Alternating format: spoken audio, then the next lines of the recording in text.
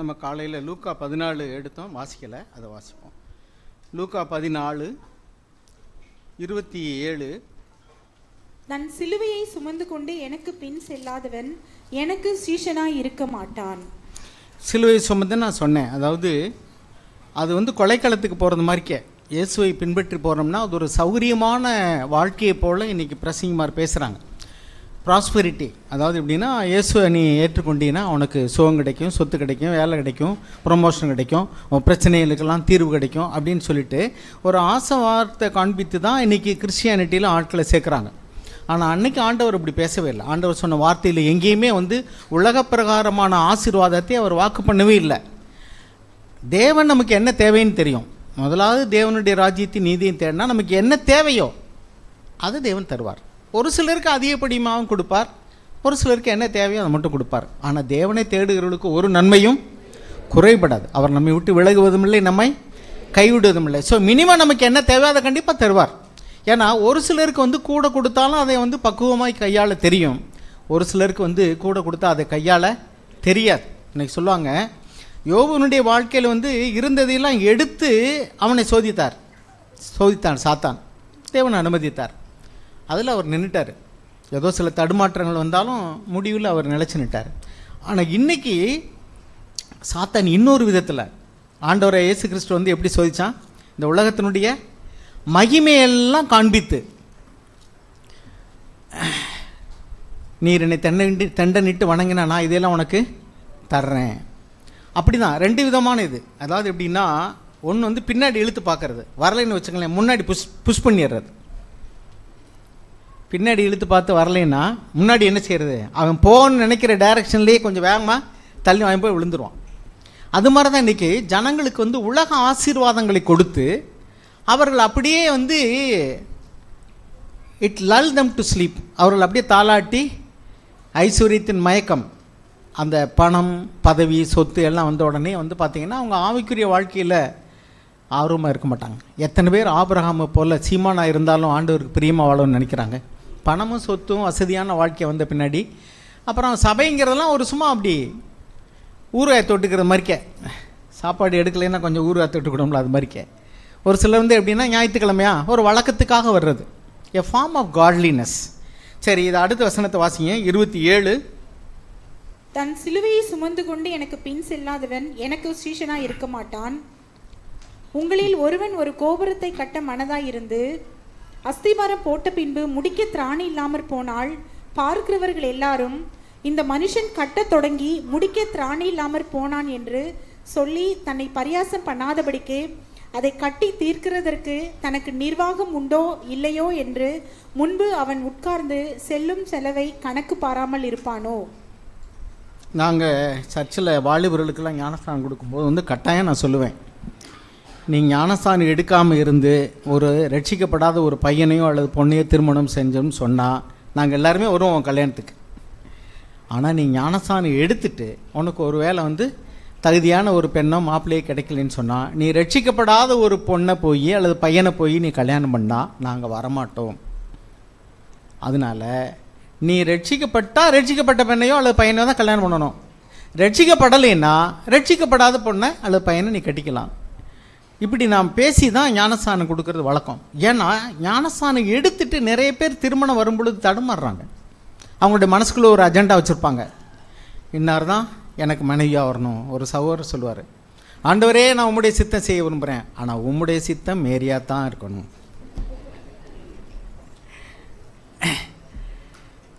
ஒரு காலத்தில் வந்து சிலோன் கேம்பில் இருந்து நிறைய பேர் எங்கள் சர்ச்சுக்கு வந்தாங்க. அதில் வந்து ஒரு வாலிப பொண்ணு லட்சணமாக இருப்பாங்க. அவங்களுடைய ட்ரெஸ்ஸு இதெல்லாம் பார்த்திங்கன்னா கொஞ்சம் வித்தியாசமாக இருக்கும். அதாவது புட்டா மேலே அந்த சால்வையெல்லாம் போட மாட்டாங்க.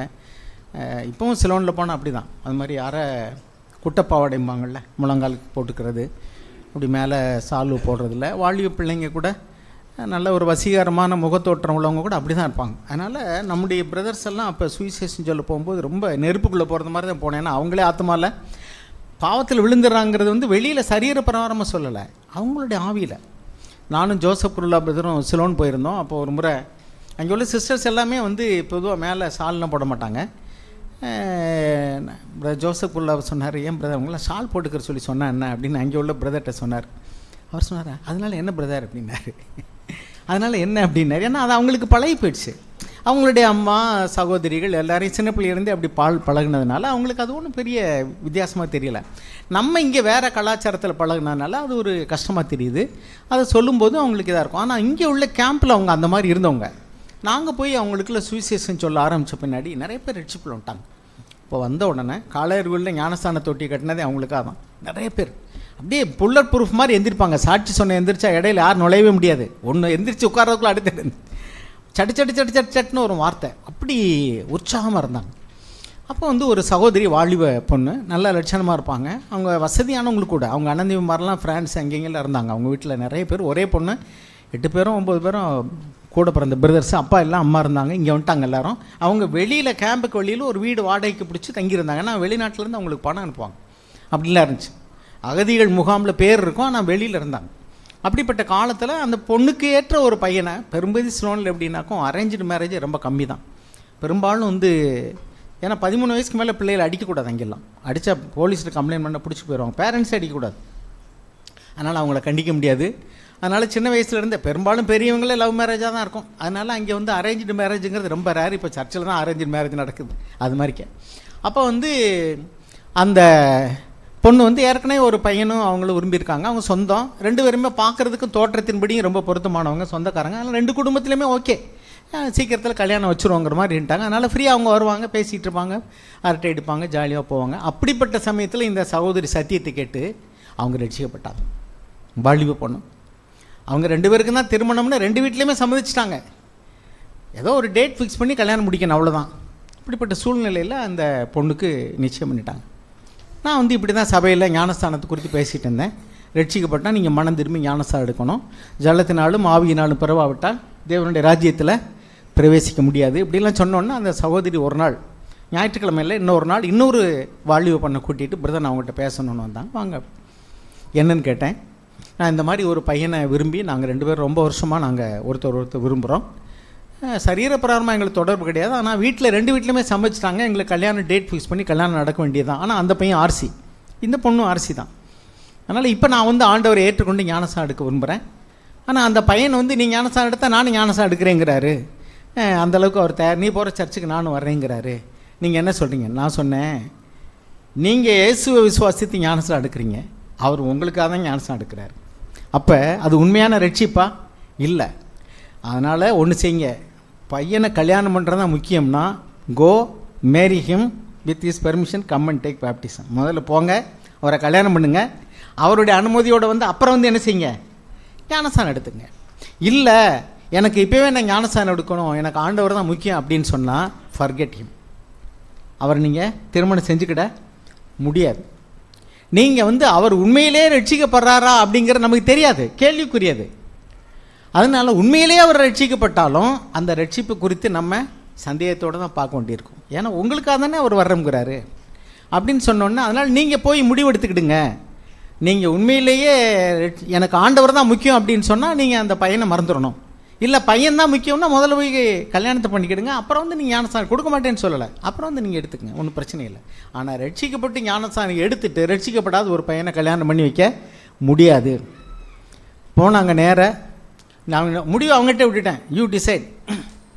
போய் சில நாட்களில் அங்கேருந்து ஒரு செய்தி வந்துச்சு, போயிருக்காங்க நேராக அந்த பையனை வர சொல்லியிருக்காங்க, இனிமேல் உனக்கு எனக்கு சம்மந்தம் கிடையாது, நம்ம நேசிச்சதெல்லாம் உண்மை தான், இப்போ நான் ஆண்டவர் பின்னாடி போக துணிஞ்சிட்டேன், ஞானஸ்தானம் எடுக்க போகிறேன், உனக்கு எனக்கு சம்மந்தம் கிடையாது, ப்ளீஸ் ஃபர்கெட் மீ. அந்த பையன் வந்து நீ போகிற சர்ச்சுக்கு நான் வர்றேன், நானும் ஞானஸ்தானம் எடுக்கிறேன்னு சொல்கிறேன், அப்புறம் மாட்டேங்கிற, உன்னை எவன் கல்யாணம் பண்ணான்னு பார்க்குறேன், நீ இங்கே இல்லை சிலோனுக்கு வந்தாலும் சரி உன்னை கொல்லாமல் விட மாட்டேன். ஒரே மிரட்டல். அவங்களாம் அதாவது நம்ம ஊரில் காதலும் வீரம்ங்கிறவங்களா, அதுக்கு என்ன அர்த்தம் தெரியுமா? எவனெல்லாம் பால் ஈச்சையில் விழுகிறானோ அவன் வன்முறையும் செய்கிறவனா இருப்பான், அதுதான் அதுக்கு அர்த்தம். காதலும் வீரம்னு சொல்கிறோம்ல, பேர் தான் வேறு. பால் ஈச்சையினால் விழுந்து போகிறவன், பேசித்தனம் விபச்சாரம் அப்படிலாம் செய்யக்கூடியவங்க வந்து வன்முறை, கலகம், கொலை, அடிதடி இதுக்கெலாம் ரெடியாக இருப்பாங்க. ஸோ அங்கே அப்படி தான் வன்முறையில் அவங்க டக்குன்னு இறங்கிடுவாங்க. ஸோ அப்படிப்பட்ட நிலைமையில் மிரட்டினாங்க. அந்த சிஸ்டர் எதுக்கும் பண்ணியலை, திஸ் இஸ் மை டெசிஷன், அவ்வளோதான். போட்டாங்க, ஞானஸ்தானம் கொடுத்தோம். ரொம்ப லட்சணமாக இருப்பாங்க. அவருக்கு எப்படி மாப்பிள்ளை வச்சு தெரியுமா? இன்னொரு சொந்தக்கார பையன், ஆனால் படிக்கலை. இவங்க படித்தவங்க படிக்கலை, இவங்களுக்கு நல்ல வசதி, அவங்களுக்கு வசதி இல்லை. இவங்க ஆள் சிவப்பாக இருப்பாங்க, அவங்க வந்து பையன் கருப்பான பையன். அவங்க அம்மா கேட்டாங்க, என் பையன் ரட்சிக்கப்பட்டிருக்கான், நீங்கள் சொந்தம் தானே, என் பையனை கட்டுவீங்களா அப்படின்னு கேட்டாங்க. அங்கே வேறு வழி இல்லை. ஏன்னா ரட்சிக்கப்பட்டான் கல்யாணம் பண்ணோம்னா அவங்களுக்குள்ள வேறு ஆள் கிடையாது, கொஞ்சம் பேர் தான் அவங்களுக்குள்ள. ஸோ அவங்களுக்கு தான் அங்கே போய் இலங்கையில் போய் கல்யாணம் நடந்துச்சு. ஆனால் என்ன சொல்லுவாரேன்னா, அவங்க ரட்சிக்கப்பட்டது ஒன்று தான் காமன் ஐடென்டிட்டி அவங்களுக்கு, படிப்பு, தோற்றம். நம்ம வந்து ஒரு இந்த 2 கலர் உள்ள கொடி உள்ள கட்சி இருக்குல்ல, அது மாதிரி இருக்கு அவங்க 2 பேரும் பக்கத்தில் நின்றா. ஆனால் அந்த சிஸ்டர் அவங்க சம்மதிச்சிட்டாங்க, ரட்சிக்கப்பட்ட பையன் தான் எனக்கு வேணும். அந்த பையனோட கம்பேர் பண்ணால் இவங்களுக்கு எந்த தகுதியுமே கிடையாது. அந்த பையன் நல்ல அழகான பையன், உங்களுக்கு பொருத்தமான பையன், சொந்தக்கார பையன் தான். இந்த பையனும் சொந்தம் தான், ரட்சிக்கப்பட்ட பையன், ஆனால் ரட்சிக்கப்படலை. First priority is salvation. அப்போ என்ன சொல்கிறார் ஆண்டவர்னா, நீங்கள் சொந்தத்தில் கட்ட வேண்டாம், ஜாதியில் கட்ட வேண்டாம், படித்தவங்களை கட்ட வேண்டாம், அசிங்கமாக உள்ளவங்களை தான் கட்டலாம் அப்படின்னா நம்ம சொல்லவே இல்லை. That is left to you, but put it on the second.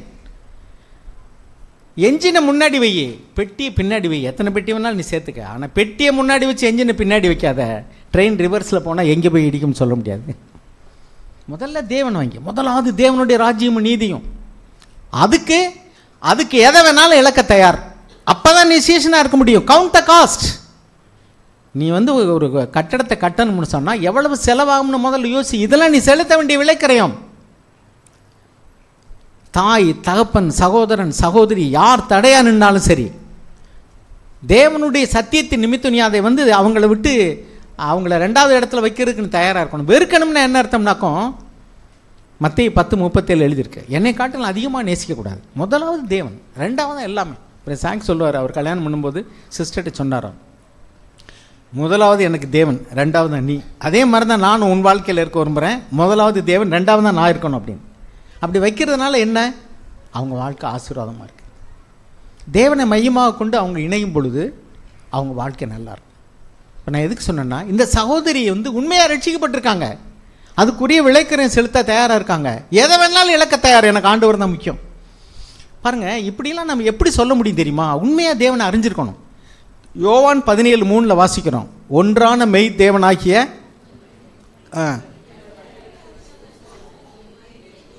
இங்கே எல்லாருக்கும் இருக்குது, எல்லாருக்குமே மூளை அறிவில் என்ன இருக்குது தெரியுது.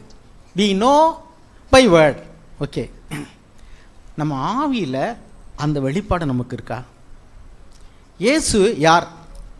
இயேசு யாருன்னு நம்ம சொல்லிடுவோம், அவர் தான் ரட்சகர், அவர் தேவனுடைய குமாரன், அவர் நம்முடைய பாவங்களுக்காக மரித்தார். அதெல்லாம் ஓகே, வாஸ்தவம் தான். சின்ன பிள்ளையிலேருந்தே நம்ம கற்றுக்கிட்டு இருக்கோம். அந்த காலத்தில் இயேசுவை கிறிஸ்துன்னு சொல்லணும்னா ஒரு வெளிப்பாடு கிடைக்கணும்.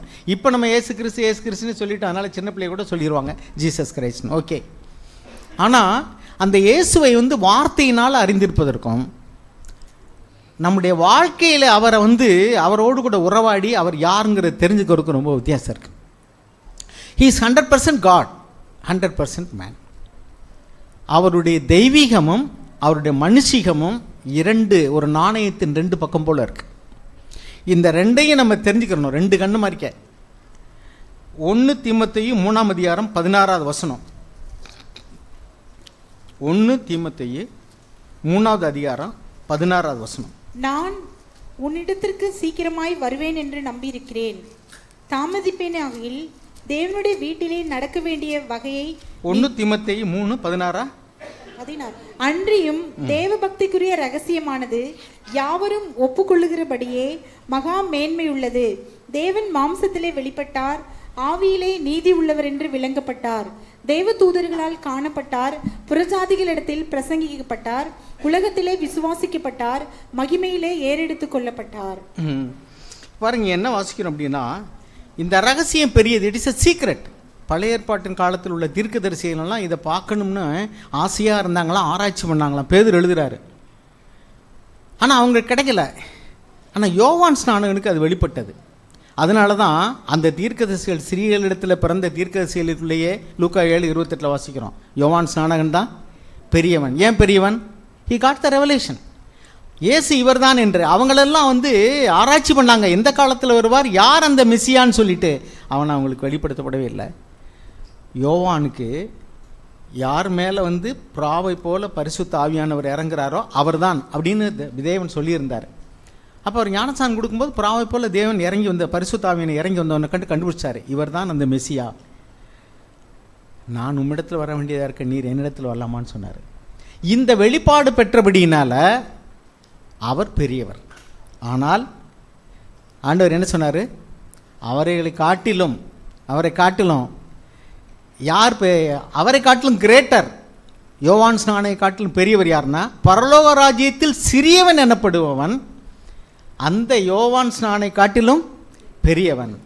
மற்ற தீர்க்கதரிசிகள் எல்லாரும் இயேசுவை குறித்து ஆராய்ச்சி பண்ணினார்கள், அவர்களுக்கு வெளிப்பாடு கிடைக்கல. தே ஆர் ஆர்டினரி. யோவான் இஸ் கிரேட், ஏன்னா அவருக்கு இன்னார் தான் தெரிஞ்சுக்கிட்டார். ஆனால் அவருக்குள்ளே இருந்த கிறிஸ்துவின் ஆவியானவர் நமக்கு உள்ளே வந்துடுறாரு ரட்சிக்கப்பட்ட உடனே. ஸோ அந்த தேவன் வெளியில் இருக்கிறவர் இப்போ எங்கே வந்துடுறாரு? இப்போ உனக்குள்ளே இருக்கிறார். அதிசயங்கள் செய்கிறவர் நம்ம அறையில் இருக்கிறார், அற்புதங்கள் செய்கிறவர் நமக்கு உள்ளே இருக்கிறார். பரிசுத்த ஆவியானவர்னா இயேசுவின் ஆவியானவர். இப்போ அந்த இயேசு, அந்த மெசியா ஆவியா எனக்குள்ளே வந்துட்டார்.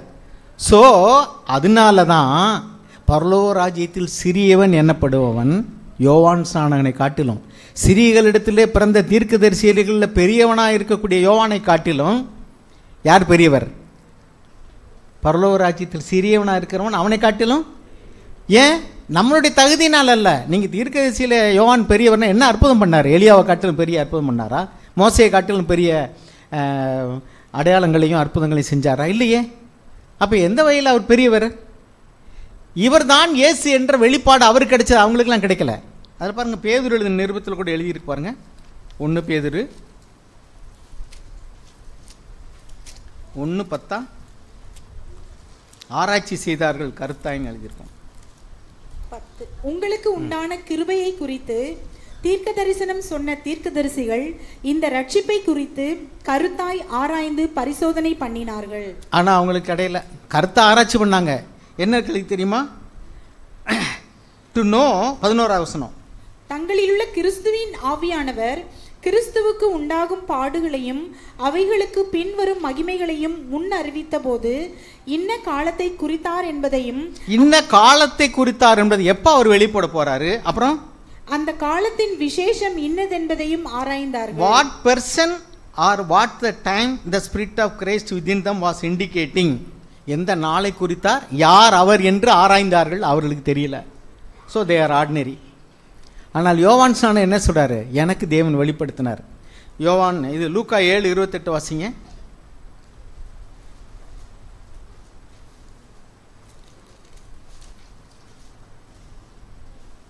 ஸ்திரீகளிடத்திலே பிறந்தவர்களில் யோவான் ஸ்நானனை பார்க்கிலும் பெரிய தீர்க்கதரிசி ஒருவனும் இல்லை. ஆகிலும் தேவனுடைய ராஜ்யத்தில் சிறியவனாய் இருக்கிறவன் அவனிலும் பெரியவனாய் இருக்கிறான் என்று உங்களுக்கு சொல்லுகிறேன் என்றார். பாருங்க, நமக்கு அந்த ஆவியானவர் உள்ளே வந்து அவருக்கு வெளியில் அடையாளத்தை கண்டுபிடிச்சிட்டாரு, அவருக்கு ஞானஸ்நானம் கொடுத்தார். ஸோ பெரியவர். ஆனால் அவரை காட்டிலும் பெரியவர் யாருன்னா, இயேசுவே நமக்கு உள்ளே இருக்கும்போது அந்த ஆவியானவர் நமக்கு உள்ளே வந்ததுனால அவரை காட்டிலும் நாம் பெரியவர். நமக்குள்ளதான ஒரு ப்ரிவிலேஜ், அது தேவனுடைய இறக்கத்தினால கிடைச்சது. ஆக இதனால தான் அவங்கள காட்டிலும் பெரியவர்னு சொல்லி சொல்கிறோம். சரி, ஓகே. இப்போ வந்து பாருங்கள், யோவான் 8:24 வாசிங்க.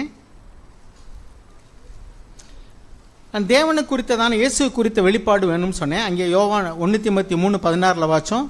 அவர் மாம்சத்தில் வெளிப்பட்டார் தேவன், இது ஒரு பகுதி. அப்புறம் ஆகையால் நீங்கள் உங்கள் பாவங்களில் சாவீர்கள் என்று உங்களுக்கு சொன்னேன். நானே அவர் என்று நீங்கள் விசுவாசியாவிட்டால் உங்கள் பாவங்களிலே சாவீர்கள் என்றார். நானே அவர், ஐ ஆம் ஹி அப்படின்னு என்ன அர்த்தம்? அவர் அதுக்கு மேல என்ன சொல்றாரு பாருங்க 23ல. அவர் அவர்களை நோக்கி, நீங்கள் தாழ்வில் இருந்து உண்டானவர்கள், you are from below, நான் உயர்வில் இருந்து உண்டானவன், I am from above, நீங்கள் இந்த உலகத்தில் இருந்து உண்டானவர்கள், you are of this world, நான் இந்த உலகத்தில் இருந்து உண்டானவன் அல்ல, நான் இந்த உலகத்தில் இருந்து உண்டாவன் அல்ல. உலகத்தில் உள்ள மனுஷனாக அவர் பிறந்தார், ஆனால் உலகத்தில் உண்டாவன் அல்ல. ஆவியின்படி அவர் தேவன். இந்த வெளிப்பாடை நம்ம பெறும் பொழுது தான் நம்முடைய கண்கள் திறக்கப்படும். அநேக தீர்க்கதரிசிகளுக்கு அந்த வெளிப்பாடு கிடைக்கல. தேவன் இயேசு யார் அப்படின்னா, is God in the flesh, மாம்சத்தில் வெளிப்பட்ட தேவன். அப்போ தேவனுக்குள்ளதான எல்லா குணாதிசயம் அவர்கிட்ட இருக்கு. He has the power. நமக்கு ரட்சிப்பை தரக்கூடிய வல்லமை அவர்கிட்ட இருக்கு. அதை நம்ம புரிஞ்சுக்கணும். வலுவாதபடி காக்க வல்லவர். யூதா 24 வாசிங்க. யூதா 24. வழுவாதபடி உங்களை காக்கவும் தமது மகிமையுள்ள சன்னிதானத்திலே மிகுந்த மகிழ்ச்சியோடே உங்களை மாசற்றவர்களாய் நிறுத்தவும் வல்லமை உள்ளவரும் தாம் ஒருவரே ஞானமுள்ளவரும் ஆகிய நம்முடைய இரட்சகரான தேவனுக்கு கனமும் மகத்துவமும் வல்லமையும் அதிகாரமும் இப்பொழுதும் எப்பொழுதும் உண்டாவதாக. God our Savior, God our Savior through Jesus Christ. பாருங்க, now to him who is able to keep you from stumbling and to make you stand in the presence of his glory blameless with great joy. அவருக்கு அந்த வல்லமை இருக்கு. He has the power. அப்ப இயேசு யார் அப்படின்னா அவரிடத்துல வல்லமை இருக்கிறது. பாருங்க, இப்ப as a man Jesus நமக்கு ஒரு எக்ஸாம்பிளா இருந்தார். பேதுரு 1:21 வாசிங்க. 1 பேதுரு 2:21. ஒரு மனிதனாக இயேசு எப்படி வாழ வேண்டும் என்று வாழ்ந்து காண்பித்தார். அவர் பரலோகத்திற்குள்ள தேவனுக்குள்ளதான எந்த வல்லமையும் உபயோகப்படுத்தி அவர் உண்ணவோ அல்லது எந்த காரியத்தையும் செய்யவே இல்லை. தனக்காக அவர் எந்த அற்புதமும் செய்யவே இல்லை. பசியாக இருந்தார், சோர்வாக இருந்தார், அப்படிலாம் வாசிக்கிறோம் நம்ம. ஆனால் அந்த டிவைன் பவரை வச்சு, தெய்வீக வல்லமையை வச்சு அவர் எதையும் செய்யவே இல்லை. ஒரு சாதாரண மனிதனாக வாழ்ந்தார். So he was living as an ordinary man to be an example to us. நமக்கு ஒரு மாதிரியாக இருக்கிறதுக்கு, to follow him. அப்போ தான் நம்ம பின்பற்ற முடியும். அவர் தேவனாக அல்லது ஒரு தூதனாக வல்லமையாக அவர் வாழ்ந்திருந்தால் நம்ம அவர் பின்பற்ற முடியாது. So he was a perfect example to us by living as an ordinary man. ஒரு சாதாரண மனுஷனாக வாழ்ந்து ஏழ்மையான ஒரு குடும்பத்தில் பிறந்து சாதாரண ஒரு தொழில் செஞ்சு அவர் பிழைத்து நமக்கு மாதிரியாக இருக்கிறார். ஸோ நம்ம இந்த பூமியில் ஒரு மனிதனாக எப்படி வாழ வேண்டும் என்பதற்கு அவருடைய ஹியூமனிட்டி இஸ் ஷோயிங் எஸ் த வே, நமக்கு ஒரு வழியை காண்பிக்கிறது. பை டிவினிட்டி, அவர் தெய்வீக ஆவியினால் மறுபடியும் அவர் பரலோகத்துக்கு எடுத்துக்கொள்ளப்பட்டார். அப்போ he is God, he is man. எதுக்காக மனிதனானார்? நமக்கு மாதிரி காண்பிக்க. எதற்காக தேவனானார்? இன்னைக்கு பரலோகத்தில் போய் அவர் தெய்வத்தில் நமக்காக பரிந்து பேசிக்கொண்டே இருக்கிறார். ஸோ இந்த காரியத்தை நம்ம விளங்கிக்கொள்ளணும். அவருடைய வல்லமையை, அவருடைய அன்பை, அவர் நமக்காக செய்த தியாகத்தை, அவர் வாழ்ந்த வாழ்க்கையை ரெண்டையும் பிரித்து பார்க்கணும். ஒன்று தெய்வீகம், ஒன்று மனுஷிகம். ரெண்டும் அவர்கிட்ட பூரணமாக இருந்தது. வாசிங்க 1 பேதுரு 2:26. இதற்காக நீங்கள் அழைக்கப்பட்டும் இருக்கிறீர்கள். ஏனெனில் கிறிஸ்துவும் உங்களுக்காக பாடுபட்டு நீங்கள் தம்முடைய அடிச்சுவடுகளை தொடர்ந்து வரும்படி உங்களுக்கு மாதிரியை பின்வைத்து போனார். 22. அவர் பாவம் செய்யவில்லை, அவருடைய வாயிலே வஞ்சனை காணப்படவும் இல்லை. அவர் வையப்படும் போது பதில் வையாமலும் பாடுபடும் போது பயமுறுத்தாமலும் நியாயமாய் தீர்ப்பு செய்கிறவருக்கு தம்மை ஒப்புவித்தார். ஸோ அவர் எபிரேயர் 5:7 வாசிக்கிறோம். தம்மை மரணத்திலிருந்து ரட்சிக்க வல்லமையில் ஒரு நோக்கி அவர் பூமியில் மாம்சத்தில் இருந்த நாட்களில் பலத்த சத்தத்தோடும் கண்ணீரோடும் வேண்டுதல் செய்து விண்ணப்பம் பண்ணி பட்ட பாடுகளினால கீழ்ப்படுதலை கற்றுக்கொண்டு அவர் நாம் எல்லாரும் ரட்சிக்கப்பட்டதற்கு அவர் காரணரானார், ஒரு மாதிரியாகவும் வாழ்ந்தார். இதுதான் அவருடைய வாழ்க்கையினுடைய மனுஷீக வாழ்க்கையினுடைய மாதிரி. அவர் அப்படி வாழ்ந்ததுனால நாமளும் வாழ முடியும்னு நம்புகிறோம். அவர் காண்பித்த வழியிலே நம்ம போகணும். அவரை போல தாழ்மையாக இருந்து எப்பொழுதும் தேவனே சார்ந்து ஜெபித்து அந்த கிருபையை பெற்று நம்ம பாவம் செய்யாமல் வாழ முடியும் அப்படிங்கிற நம்பிக்கையை இயேசுவினுடைய மனுஷீகம் நமக்கு கொடுக்கிறது. இயேசுனுடைய தெய்வம் என்ன கொடுக்கிறது? He is giving us the power to live a blameless life. ஒரு குற்றமில்லாத வாழ்க்கை வாழ்கிறதுக்குள்ள பவர், பரிசுத்த ஆவியானவர் மூலமாக ஒரு வல்லமை, அதை அவரே தருகிறார். விசுவாசத்தை துவக்கிறவர் அவர்தான். ரட்சிப்பு it is a free gift. ரோமர் 6:22 வாசிக்கிறோம். எபேசியர் 2:8 வாசிக்கிறோம். 2:9 வாசிக்கிறோம். It is a free gift. அதுவும் அவர் தான் கொடுக்குறாரு. ஆக அவர் சர்வ வல்லமையுள்ள தேவன். He has the power to heal the sickness. நம்ம யாத்திராகமத்தில் 15:26 வாசிக்கிறோம். உன் நோய்களை எல்லாம் குணமாக்கி அப்படின்னு என்ன? He is ஜெகோவா ரஃபா அப்படின்னா அவர் நோய்களை சுகமாக்குறவர். நம்ம உபாகம் 7:15 வாசிக்கிறோம். நோய்களையெல்லாம் உன்னை விட்டு நீக்கி. அங்கே எழுதியிருக்கு பழைய ஏற்பாட்டு பரிசுத்தவான்களுக்கு, அதுதான் அவங்களுக்குள்ள ஆசீர்வாதம். இங்கே அது ஆசீர்வாதம் இல்லை. முதலாவது தேவனுடைய ராஜ்யத்தை நீதியை தேடுகிறவர்களுக்கு நம்ம அந்த ப்ராமிஸை கிளைம் பண்ணலாம். He is able to do it. அவர் பூமியில் மனுஷனாக வாழ்ந்த பொழுது தெய்வீக வல்லமையினால் அற்புதத்தை செய்தார். அவர் சொன்னார், நான் செய்கிற கிரியலை நிமித்தமாக என்னை நம்புங்கன்னாரு. அப்படின்னா என்ன அர்த்தம்? He was doing miracles by the divine power. தெய்வீக வல்லமையினால் அற்புதங்களை செய்தார். அப்போ இன்னைக்கும் he is a way maker. நமக்கு ஏதாவது வழி தெரியல, என் பிரச்சனை எப்படி கையாடுறன்னு தெரியலனாக்கும் look up to him as God. இயேசுவை கடவுளாக நோக்கிப்பார். எப்படி வாழ்றதுன்னு தெரியல, look up to him as a man. ஒரு மனிதனாக நோக்கிப்பார். இயேசு எப்படி வாழ்ந்தார், அவர் எப்படி தாழ்மையாக இருந்தார், எப்படி பாவம் செய்யாமல் வாழ்ந்தார், ஒவ்வொரு சூழ்நிலையும் எப்படி வாழ்ந்தார். அப்போ அவருடைய ஹியூமனிட்டி, அவருடைய மனுஷீகத்தை அறிந்து கொள்ளும் பொழுது அவர் எப்படி பாவம் செய்யாமல் வாழ்ந்தார் அப்படின்னு நம்ம கற்றுக்கொள்ள முடிகிறது. அவர் நமக்கு மாதிரியாக இருக்கிறார். நமக்கு ஒரு பிரச்சனையில் என்ன செய்யறதுன்னு தெரியல, there is no other alternative, which way I have to go, எந்த வழியில் போகணும் எனக்கு தெரியல ஆண்டவரே அப்படின்னு சொன்னால், he is a way maker. நான் உங்களுக்கு வந்து ஒரு வசனத்தை காண்பிக்க விரும்புகிறேன். அவர் வந்து இஸ்ரவேல் ஜனங்களுக்கு வழி தெரியல. என்ன வழி தெரியல? அவங்க இப்போ இந்த பக்கம் போக முடியல, இந்த பக்கம் போக முடியல. பின்னாடி யார் வர்றா? எகிப்தினுடைய ராஜாவும் படைகளும் வர்றாங்க. முன்னாடி என்ன இருக்குது? செங்கடல் இருக்கு. முன்னாடியும் போக முடியாது, பின்னாடியும் போக முடியாது. அது மாதிரி உங்களுக்கு ஏதாவது ஒரு சிக்கலான சூழ்நிலைகள் வரலாம். இந்த பிரச்சனையை நான் என்ன பண்ணுறேன்னு எனக்கு தெரியல ஆண்டவரே, எப்படி இதை சமாளிக்க போகிறேன்? Suppose we have done something wrong, ஏதோ ஒரு தப்பாக நடந்து போச்சு, இப்போ நான் என்ன பண்ணுறேன்னு எனக்கு தெரியல ஆண்டவரே அப்படின்னு சொன்னால், look up to him. he is God. Jesus is God. இயேசு கடவுள், இயேசு தேவன். அவர் நோக்கி இந்த ரகசியம் பெரியது. This is secret. என்ன சீக்ரெட்டு? தேவன் மாம்சத்திலே வெளிப்பட்டார். அப்போ அவர் தேவனாகவும் இருக்கிறார், மனுஷனாகவும் இருக்கிறார். அவர் ரட்சிக்க வல்லமை உள்ளவர், நம்முடைய பிரச்சனைகளுக்கு தீர்வு காண வல்லவர். சாக் சொல்லுவார், இந்த வேதாகமத்தில் உங்களுடைய பிரச்சனைகளுக்கு தீர்வு இல்லாத பிரச்சனைன்னு உங்களுக்கு ஒன்றுமே கிடையாது, எல்லாத்துக்குமே இதில் தீர்வு இருக்கும்பார். ஸோ நம்ம ஆண்டவரை நோக்கி பார்க்கும் பொழுது இஸ் எ வே மேக்கர். எசாயா 43 16 19 வாசிங்க. எசாயா 43 16 to 19.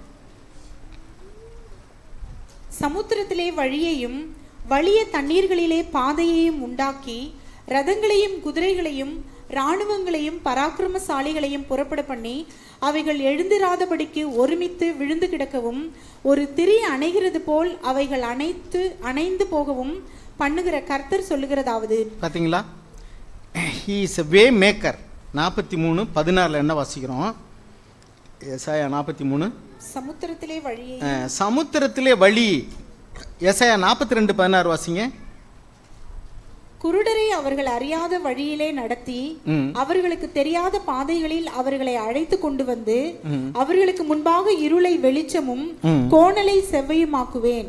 இந்த காரியங்களை நான் அவர்களுக்கு செய்து அவர்களை கைவிடாதிருப்பேன். பாத்தீங்களா? குருடர்கள், அவர்களுக்கு வழியே தெரியாது, நான் அவளுக்கு வழி காட்டுவேன், நான் அவங்களுக்கு வெளிச்சத்தை காட்டுவேன். he is a way maker. 43 19 வாசிங்க. எசாயா. இதோ நான் புதிய காரியத்தை செய்கிறேன், இப்பொழுதே அது தோன்றும், நீங்கள் அதை அறியீர்களா? நான் வனாந்திரத்திலே வழியையும் அவாந்திர வெளியிலே ஆறுகளையும் உண்டாக்குவேன். பாருங்க, நான் வனாந்திரத்தில் வழி. வனாந்திரத்தில் வழின்னு அவங்களுக்கு தெரியுமா? புதுசாக இப்போ ஒரு பொட்டக்கடை இருக்குது, அந்த இடத்துல ஒரு வீட்டை கட்டியிருக்காங்கன்னா வழி காண்பிக்க ரொம்ப கஷ்டம். இப்போ நம்மனா இத்தனாவது தெருவில் போங்க, இந்த இடத்துல டர்ன் பண்ணுங்க, இதான் லேண்ட்மார்க்குன்னு அடையாளம் சொல்லிடலாம். இந்த இடத்துல ஒரு கடை இருக்குது, இந்த இடத்துல ஒரு மரம் இருக்குன்னு.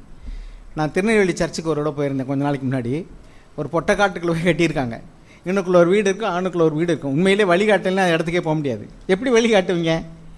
ஏன்னா ஓப்பன் ஏரியாவில் அங்கே ஒரு வீடு, அங்கே ஒரு வீடு, எல்லாம் பொட்டக்காட்டு மாதிரிக்கு இருக்குது. அது தெருவாக இருந்தால் எத்தனாவது தெருவில் போய் எங்களை திரும்புங்கன்னு சொல்லலாம். கட்டணமாக இருந்தால் இப்படி ஒரு கட்டடம் இருக்கும், அதில் போங்கன்னு சொல்லலாம். ஒரு கடை இருந்துச்சுன்னா, ஒரு கிணறு இருந்துச்சுன்னா, அந்த உங்கள் இடத்துக்கு வரணும், அந்த வாட்டர் டேங்க் கிட்ட திரும்புங்கன்னு சொன்னேன் அவர்கிட்ட, ஒரு அடையாளம். ஆனால் வனாந்திரமாக இருக்கிற இடத்துல எப்படி வழி சொல்லுவீங்க? ஒரு மரம் கிடையாது, ஒரு வீடு கிடையாது, கட்டணம் கிடையாது, இங்கே ஒன்று இருக்குது, அங்கே ஒன்று இருக்குது, எப்படி அடையாளம் காட்டுவீங்க? ஒருத்தர் தெரிஞ்சவர் வந்தால் தான். ஆனால் ஆண்டவர் சொல்கிறாரு, வனாந்திரத்தில் நான் உனக்கு வழி காட்டுவேன். கடலில் பாருங்கள், ஒருவர் நடக்காத வழி, it is a new way. Exodus 14:10 15 வாசிங்க. யாத்ராமும் 14:10.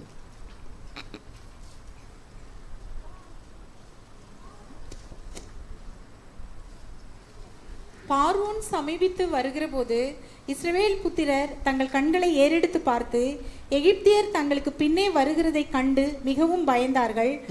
அப்பொழுது இஸ்ரவேல் புத்திரர் கர்த்தரை நோக்கி கூப்பிட்டார்கள். 15. அப்பொழுது கர்த்தர் மோசேயை நோக்கி, நீ என்னிடத்தில் முறையிடுகிறது என்ன?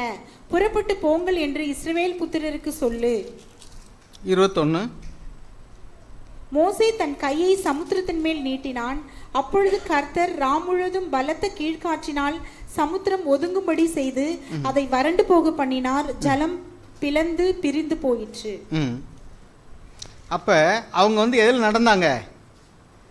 ஒரு புது வழி, இது வரைக்கும் எவனும் நடக்கவே இல்லை. கடலுக்குள்ளே போய் யார் நடக்க முடியும்?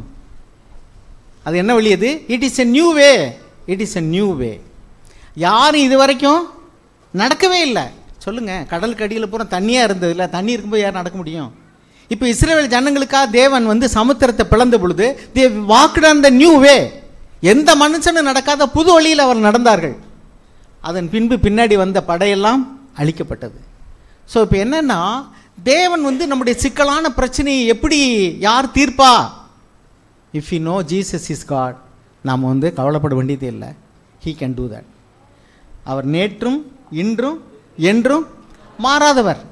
அவரால் முடியாத காரியம் ஒன்றுமே இல்லை. Nothing is impossible to God. தேவனுக்கு முடியாதுன்னு ஒன்றுமே கிடையாது. Everything is possible with God. So நம்ம ஏதாவது ஒரு பிரச்சனையில் மாட்டிக்கிட்டோம்னா, ஐயோ நான் என்ன பண்ணுறேனே தெரியுதே, there is no other alternative. Look up to him.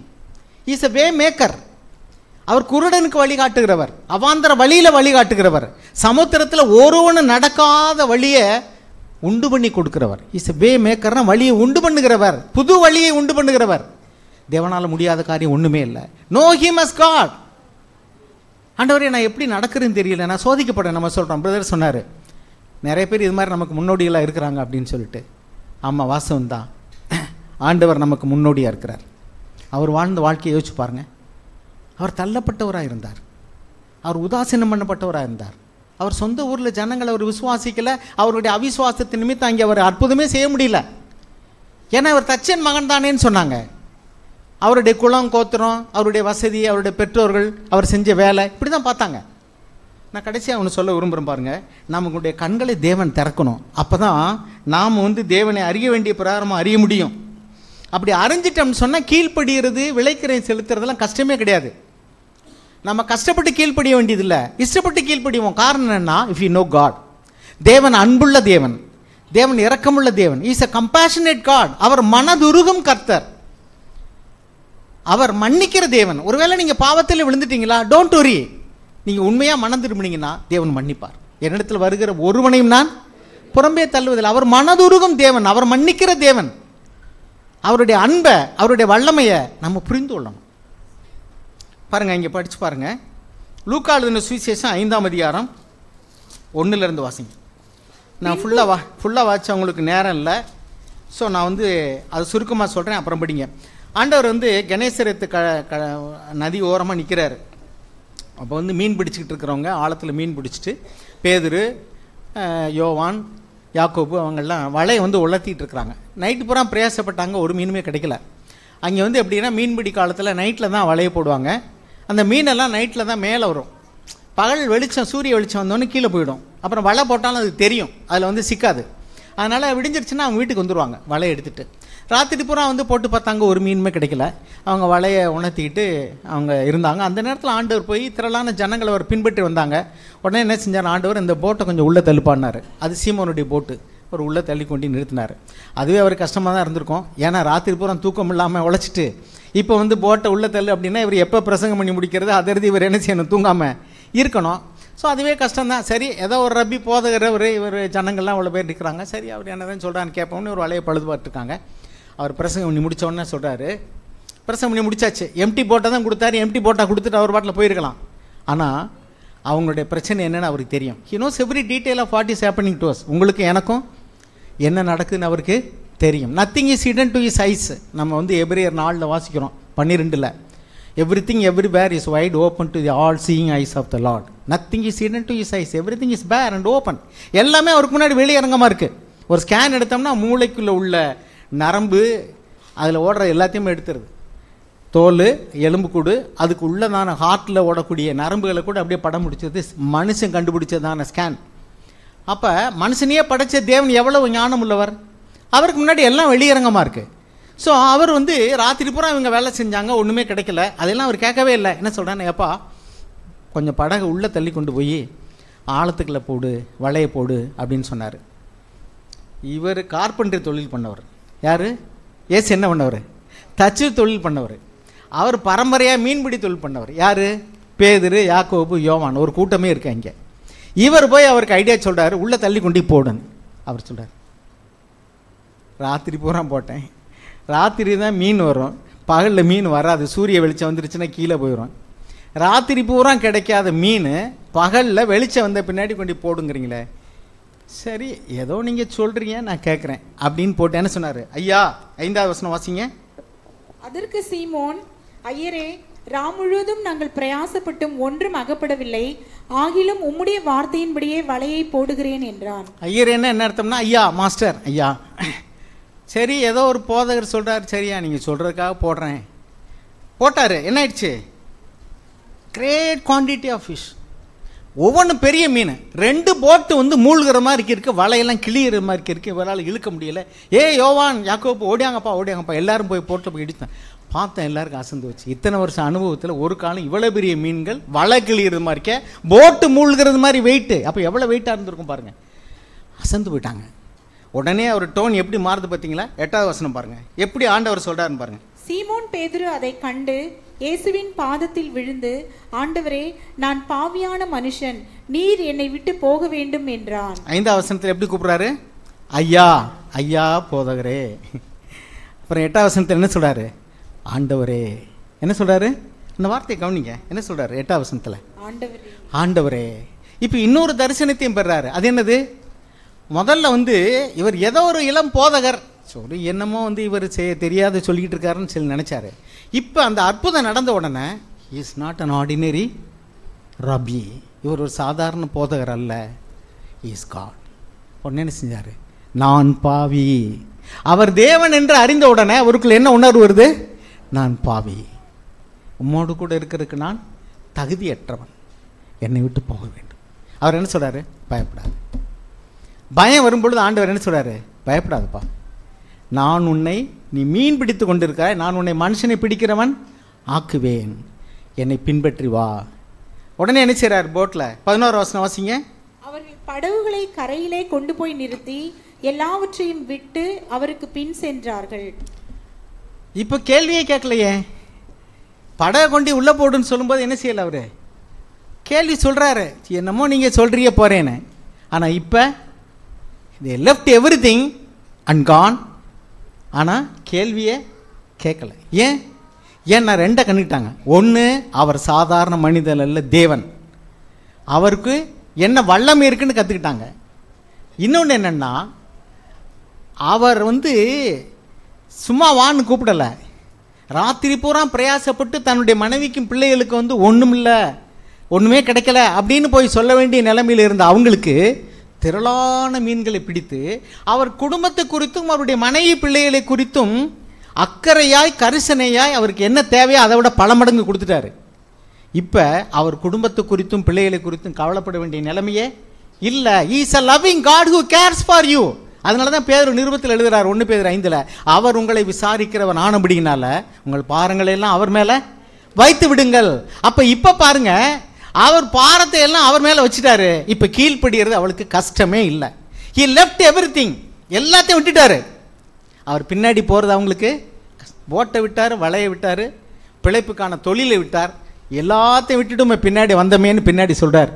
ஆக நான் என்ன சொல்ல வரேன்னா, இஃப் வி நோ காட், அவருடைய அன்பை, அவருடைய அக்கறையை, நம் மீது உள்ள அக்கறையை, அவருடைய வார்த்தையை, அவருடைய வல்லமையை, அவருடைய தெய்வீகத்தை நாம் அறிந்திருந்தால் சீசத்துக்குள்ள விளைக்கரையை செலுத்துறது கஷ்டமாகவே இருக்காது, இஷ்டமாக செய்யலாம். ஆக கவுண்ட் டவுன் த காஸ்ட், விளைக்கரையத்தை கவுனிங்கன்னு சொல்லும்போது, அப்பா இதெல்லாம் நம்மளால் முடியாது அப்படின்னு எப்போ சொல்லுவோம்னா அவரை அறியாத பொழுது தான். அதனால தான் ஆண்டவர் சொன்னார், ஒன்றான மெய்த்தேவனாகி உம்மையும் நீர் அனுப்பினவராகி இயேசு கிறிஸ்து யார் என்பதையும் அறிவதில் தான் நித்திய வாழ்வு அடங்கியிருக்கிறார். நித்திய வாழ்வுனா என்ன? நித்தியமானவருடைய வாழ்வு. நித்தியமாய் தோக்கும் முடிவு இல்லாமல் வாழக்கூடிய தேவன் வாழ்ந்த வாழ்க்கை தான் அது நித்தியமான வாழ்க்கை. அதில் கவலை இல்லை, கண்ணீர் இல்லை, பயம் இல்லை. ஏனென்றால் அந்த நித்தியமானவர் எல்லாவற்றையும் பொறுப்பெடுத்துக் கொள்வார். ஸோ இந்த விசுவாசம் வந்துருச்சுன்னு சொன்னால், அவர் இன்னார் என்று நாம் அறிந்து கொண்டால் இந்த பூமியிலேயே அந்த வாழ்க்கையை தொடங்கிடுவோம். அது நிந்தையாக இருக்கலாம், அவமானம் இருக்கலாம், நஷ்டமாக இருக்கலாம், கஷ்டமாக இருக்கலாம். அவர் சொல்கிறார், நான் உன்னை விட்டு விலகுவதும் இல்லை, உன்னை கைவிடுவதும் இல்லை. இவர் கேட்டாரா, என் மனைவி பிள்ளைகள்லாம் வீட்டில் சும்மா இருக்காங்க, இன்னைக்கு ராத்திரிக்கு சாப்பிட ஒன்றும் இல்லைன்ட்டு? He cared for him. அவர் கேட்கவே இல்லை. அவருடைய தேவை இன்னதென்று அவர் அறிந்திருந்தார், கேட்காமலே கொடுத்தார். ஸோ இந்த ஆண்டவரை நம்ம அறிந்திருந்தோம்னா அவரை பின்பற்றி வர்றதுக்கோ அல்லது விளைக்கரையத்தை செலுத்தி அவருக்கு சீசராக வாழ்கிறதுக்கோ கஷ்டமே இல்லை.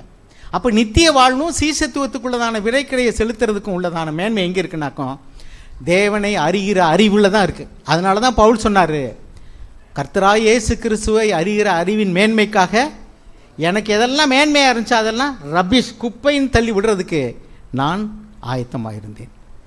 நம்மளும் இப்படி இந்த ஆண்டவரை அறிந்து கொண்டோம்னு சொன்னோம்னா கண்டிப்பாக சீசத்துவ வாழ்க்கைக்காக விளைக்கிறேன் செலுத்துறது நமக்கு கஷ்டமாகவே? பதில் சொல்லுங்கள். God bless.